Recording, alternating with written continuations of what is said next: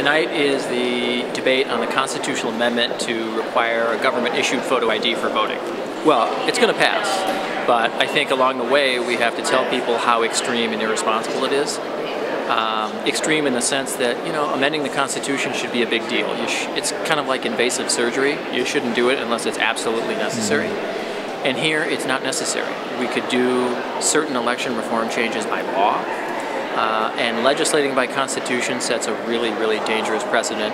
And it's really going to, unfortunately, I believe, start a sort of arms race where political parties will go back and forth trying to get certain outcomes or attain certain goals, not through the regular legislative process, but by going over the heads of future legislators, over the heads of future governors, and instead going right to the Constitution.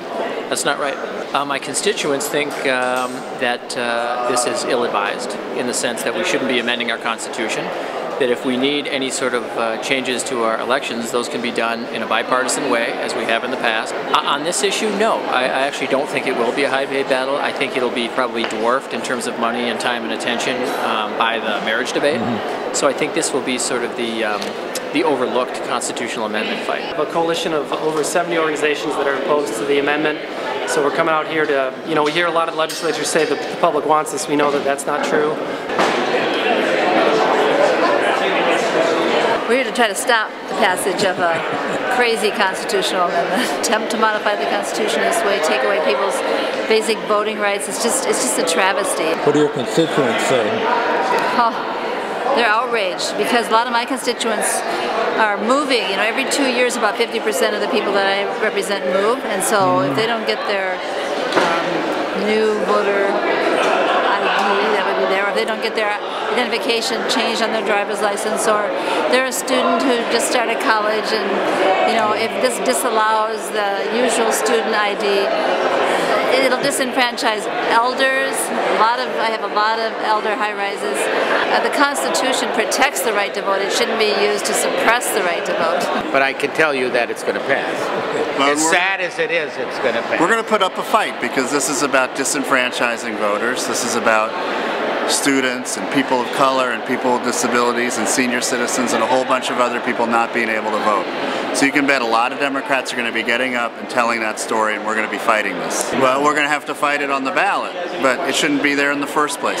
This is just an effort by the Republicans to suppress voting. The U.S. Constitution has four different amendments to ensure people's right to vote, and it's a shame we're trying to put in our Constitution an amendment that takes people's right to vote away. It's a right, it's not a privilege. Not what we ought to be focusing our attention on. There's a lot of other challenges, getting people back to work, funding our schools, getting people access to health care that is much more important than this issue. And it doesn't also make sense for us to be putting this in the Constitution. It is going to lock us in on something that really is about voter suppression. But more significant, I think, that people need to know is that what this is likely to do is mean that our process in Minnesota of same-day registration, which is the envy of the country, is in jeopardy as a result of this constitutional amendment. Yes, they don't seem to want to have much robust debate on this, and quite honestly, the author of the bill, Representative Mary Kiffmeyer, simply won't answer questions, and I think we'll see that on the debate tonight too. I'm opposing it, and I'm opposing it in large part due to the fact that I don't think this is an appropriate use of the Constitution. It shouldn't be used as a legislative tool to get around the governor's veto, and we should not abuse the Constitution this way. We should do our job legislating in the legislature, not be putting everything on the ballot. We are not a referendum state. The main advantages? Well, we've done a number of surveys. It's something that's really been requested by the people and our constituents, particularly in Minnetonka and Eden Prairie over and over again. It's been something that has been asked for. How do you answer the issue of voter disenfranchising? Well, there's been, I hear that often brought up as one of the arguments, but for the most part, it's been something that we require photo ID for so many things.